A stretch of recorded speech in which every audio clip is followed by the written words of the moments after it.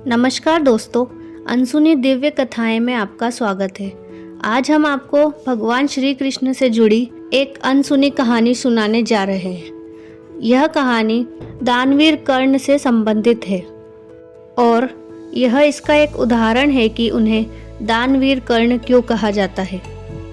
महाभारत की कहानी में बहुत से महान लोगों का वर्णन किया गया है, जिनमें से एक है दानवीर कर्ण। भगवान श्री कृष्ण हमेशा कर्ण को बताते थे कि वे कितने दयालु हैं। दूसरी ओर अर्जुन और युधिष्ठिर ने भी धर्म में रहकर दूसरों के लिए कई अच्छे अच्छे कार्य किए हैं, लेकिन भगवान श्री कृष्ण हमेशा कर्ण की प्रशंसा करते थे, लेकिन उन्होंने युधिष्ठिर और अर्जुन की प्रशंसा कभी नहीं की और कभी उनके बारे में कुछ अच्छा नहीं कहा। फिर एक बार अर्जुन ने भगवान श्री कृष्ण से यह पूछ ही लिया कि ऐसा क्यों माधव, जिस पर भगवान श्री कृष्ण ने उत्तर दिया कि हे पार्थ, समय आने पर मैं तुम्हें बता दूंगा कि दानवीर कर्ण ही सबसे बड़ा दानी है। फिर कुछ दिनों के बाद एक ब्राह्मण अर्जुन के महल में आता है और फिर ब्राह्मण ने कहा कि उसकी पत्नी का निधन हो गया है और उसके अंतिम संस्कार के लिए मुझे चंदन की लकड़ी चाहिए। फिर उपहार के रूप में उस ब्राह्मण ने अर्जुन से चंदन की लकड़ी का टुकड़ा मांगा। फिर अर्जुन ने अपने मंत्री से कहा कि खजाने में से चंदन लेकर आओ, लेकिन उस दिन चंदन की लकड़ी कहीं पर भी नहीं मिली, न तो राजकोष में और न ही राज्य के किसी अन्य क्षेत्र में चंदन की लकड़ी मौजूद थी। फिर अर्जुन ने ब्राह्मण से कह दिया कि मुझे क्षमा करे, मुझे चंदन कहीं नहीं मिला, इसीलिए मैं आपको चंदन नहीं दे सकता। भगवान श्री कृष्ण भी वहाँ पर मौजूद थे और उन्होंने यह सब कुछ देखा। फिर उन्होंने ब्राह्मण से कहा, आपको निश्चित रूप से एक ही स्थान पर चंदन मिलेगा, आप मेरे साथ आइए। फिर श्री कृष्ण के साथ वहाँ पर अर्जुन भी गए। श्री कृष्ण और अर्जुन ने भी ब्राह्मण का भेष धारण कर लिया और फिर वे दोनों उस ब्राह्मण के साथ कर्ण के दरबार में गए। वहाँ पर भी ब्राह्मण ने कर्ण से कहा कि मुझे आप चंदन की लकड़ी का उपहार दीजिए, क्योंकि मेरी पत्नी की मृत्यु हो गई है और मुझे चंदन की लकड़ी चाहिए।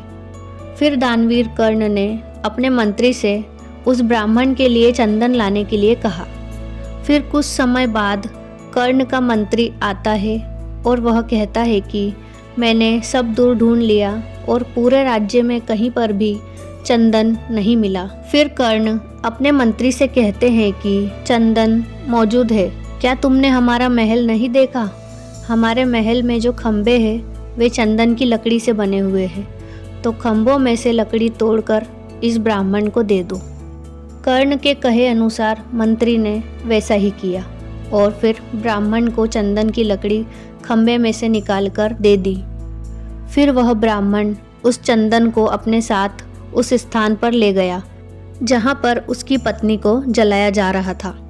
यह सब देखकर भगवान श्री कृष्ण ने अर्जुन से कहा कि देखो, तुम्हारे महल के खंभे भी चंदन की लकड़ी से बने हुए हैं, लेकिन फिर भी तुमने उस ब्राह्मण को निराश किया।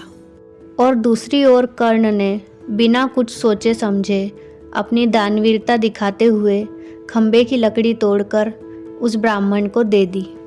ऐसे ही नहीं कर्ण का नाम दानवीर कर्ण पड़ा है।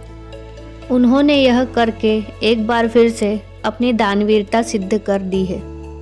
दोस्तों, इस कहानी से हमें यह शिक्षा मिलती है कि दान कुछ ऐसा नहीं है जो आप तब करते हो जब सारी चीज़ें उचित चल रही हो। सच्चा दान तो वह होता है जो आप तब भी कर सकते हो जब चीज़ों का अभाव हो। तो दोस्तों, भगवान श्री कृष्ण और दानवीर कर्ण से जुड़ी यह कहानी आपको कैसी लगी हमें कमेंट करके ज़रूर बताएं और इसी प्रकार की अनसुनी कहानियाँ सुनने के लिए हमारे चैनल को सब्सक्राइब करें और इस वीडियो को लाइक और शेयर करना ना भूलें।